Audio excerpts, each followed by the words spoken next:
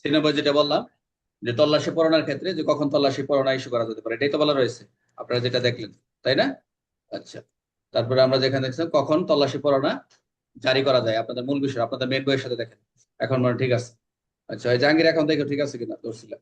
তাহলে এটা আমরা দেখলাম 96 এর, আমরা একে দেখি যে যদি কোনো আদালতের এরূপ বিশ্বাস করার কারণ থাকে যে 94 অনুযায়ী সমান, আমরা 94 যেটা পড়ছিলাম দলিল বা ডকুমেন্টস অথবা কোনো ব্যক্তিকে, তাহলে 95 অনুযায়ী অনুযায়ী রিকুইজিশন, এই যে 95 দেখলাম যে চিঠিপত্রের দলিল, এটাই তো দেখলাম আমরা, এটাই দেখলাম না আমরা? তাহলে 96 রেখে যে আমরা একটা যদি আদালতের বিশেষ কারণ থাকে যে সমন আর রিকুইজিশন দুইটা যেমন রাখবেন, তাহলে ওই ব্যক্তির কাছে পাঠানো হতে পারে বা ব্যক্তির সামনে রিকুইজিশনের দলিল উপস্থাপন করবে না, যে কোনো ভাবে মনে করবে যে আদালতে সে উপস্থাপন করবে না, তখন কি করবে?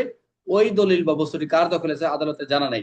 দেখেন তিনটা বিষয় এখানে মনোযোগ দেন, পরীক্ষা যদি আসে যে কখন তল্লাশি পরোয়ানা জারি করা যায়, তাহলে 96 একে দেখলাম যে কারোর কাছে যদি বিশ্বাস করার কারণ থাকে যে 94 অনুযায়ী সমন আর 95 রিকুইজিশন, যদি যার কাছে আছে তাকে পাঠানো, তার কাছে পাঠাইছেন, এখন সেই সমন বা রিকুইজিশন অনুযায়ী দলিল বা কি উপস্থাপন করবে না, সেই ক্ষেত্রে দলিল বা কার কাছে আছে সেটা তার জানা নাই, এই ক্ষেত্রে আদালত যদি মনে করে কোনো তদন্ত বা বিচার অন্য কোনো কার্যক্রমের স্বার্থে সাধারণ তল্লাশি পরিদর্শন করা প্রয়োজন, তাহলে আদালত তল্লাশি পরোয়ানা জারি করতে পারে এবং যার কাছে পরোয়ানাটি প্রদান করা হবে তিনি অনুযায়ী তল্লাশি পরিদর্শন করতে পারবেন। উত্তর কিন্তু এই পর্যন্ত শেষ। এই চারটা বিষয় আপনাদের এখানে মনে হয় চারটা ক খ গ আছে, এখানে চারটা দিছি। তাহলে চারটা বিষয় কি কি? এক হচ্ছে সমন, দুই হচ্ছে রিকুইজিশন, তিন এই এই এক এবং দুই অনুযায়ী যদি রিকুইজিশন অনুযায়ী দলিল উপস্থাপন যদি না করে, সেই ক্ষেত্রে তিন নম্বর যে বলছে দলিলটি কার কাছে আছে বা কার দখল আছে সেটা তো আদালতের জানা নেই, সেই ক্ষেত্রে আদালত যদি মনে করে চারে যে কোনো তদন্ত বিচারের স্বার্থে বা কার্যক্রমের স্বার্থে তল্লাশি পরিদর্শন করা প্রয়োজন, তাহলে আদালত তল্লাশি পরোয়ানা জারি করতে পারে। তাহলে পরীক্ষায় যদি প্রশ্ন আসে কখন তল্লাশি পরোয়ানা জারি করা যেতে পারে, কে বলবেন?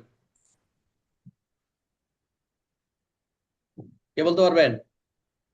যদি প্রশ্ন করে কখন তল্লাশি পরোয়ানা জারি করতে করতে পারে কোন কোন ক্ষেত্রে, শুধু বলে কোন কোন ক্ষেত্রে। হ্যাঁ, তাহলে এই স্যার যে এই 96। 94 হ্যাঁ, 95। হ্যাঁ, আর ওই যে 94 আর 95 দ্বারা আর দলিলটা কার কাছে আছে তা জানা নাই, আর আদালত তদন্ত অনুসন্ধান বিচারের কাজে প্রয়োজন মনে করলে তল্লাশি আদালত তো পরোয়ানা যাবে। করতে গুড, পারে। Very good. এখন দেখেন 96 2, 96 এক দেখছে দুই, এই ধারার অধীনে বর্ণিত ক্ষমতা হলো ডাক বিভাগে টেলিগ্রাফ কর্তৃপক্ষের হেফাজতে থাকা দলিল পার্সেল তল্লাশি করার জন্য কি করবে? পরোয়ানা জারি করতে পারে, ডাইরেক্ট বলছে 96 2। আই রিপিট, এই ধারা বর্ণনার ক্ষমতা অনুযায়ী ডাক বিভাগ বা টেলিগ্রাফ কর্তৃপক্ষের হেফাজতে থাকা দলিল পার্সেল বা বস্তু যদি যাদের কাছে এই যে ডাক বিভাগ টেলিগ্রাফের এদের হেফাজতে আছে, তাহলে তল্লাশি করার জন্য পরোয়ানা জারি করতে পারবেন শুধু কি district magistrate, chief judicial magistrate, chief পেন্ট্রোল ম্যাজিস্ট্রেট, অন্য কোনো ম্যাজিস্ট্রেট এই ধরনের পরোয়ানা দিতে পারবে না। তারিখ বলে দিচ্ছে এই পরীক্ষা এমসিকিউ যে কারা পারবেন, ডিস্ট্রিক্ট ম্যাজিস্ট্রেট, চিফ জুডিশিয়াল এবং অন্য কোনো ম্যাজিস্ট্রেট এই ধরনের পরোয়ানা দিতে পারবে না ডাইরেক্ট। 96 2 বলছে যে তল্লাশি পরোয়ানা যে আমরা দেখলাম 94 95 ক্ষেত্রে কারা কারা ক্ষেত্রে, এই যে পাওয়ারটা দেখেন যে এরাই পারবে, অন্য কেউ পারার সুযোগ নাই। তাহলে আমরা উদাহরণ দেখি, একটি প্রতারণা মামলায় আদালত অভিযোগ ব্যাংকের নথি জমা দিতে সমন পাঠায় কিন্তু অভিযুক্ত ইচ্ছাকৃত নথি জমা দেয় না, তখন আদালত 96 অনুযায়ী তল্লাশি পরোয়ানা জারি করতে পারে, তার বাসা অফিস তল্লাশি চালাতে পারে। উদাহরণ কি? একটা হত্যা মামলা সন্দেহ করা হচ্ছে হয়তো অস্ত্র কোথাও লুকানো আছে কিন্তু কার কাছে তার জানা নাই, এটাও একটা সার্চ ওয়ারেন্ট দিতে পারে যে যদি পাওয়া যায়। তিন নাম্বারটাকে ডাক বিভাগের মাধ্যমে অবৈধ নথি পাঠানো হয়েছে বলে সন্দেহ হচ্ছে, তাহলে ডিস্ট্রিক্ট ম্যাজিস্ট্রেট বা সিজিএম বা সিএমএম ডাক বিভাগের কাছে পার্সেল তল্লাশির জন্য পরোয়ানা দিতে পারবে। তখন কি গুরুত্বপূর্ণ পয়েন্ট কি কি দেখলাম এখানে? সমন বা রিকুইজিশন না মানলে, বস্তু কার কাছে জানা না থাকলে, তদন্ত বিচারের স্বার্থে সাধারণ তল্লাশি প্রয়োজন, তাহলে আদালত থেকে সার্চ ওয়ারেন্ট দিতে পারে। ক্লিয়ার? গুরুত্বপূর্ণ পয়েন্ট এখানে দিচ্ছে, পড়ে নেবেন। সমন বা রিকুইজিশন যদি না মানে, বস্তুটি কার কাছে জানা না থাকলে, তদন্ত বিচারের স্বার্থে তল্লাশি প্রয়োজন হলে আদালত সার্চ ওয়ারেন্ট দিতে পারে। এইটাই যে কোন কোন ক্ষেত্রে সার্চ ওয়ারেন্ট দেওয়া যায়, এখান থেকে এইটুক লিখলে মার্ক পেয়ে যাবেন। যখন ধারা পড়বেন একটু খেয়াল রাখবেন সবাই। তাহলে এমসিকিউ দেখি, তল্লাশি পরোয়ানা জারি করার ক্ষমতা কার কোন আইনে আছে? কোন আইনে? আমরা দেখলাম ফৌজদারি কার্যবিধি।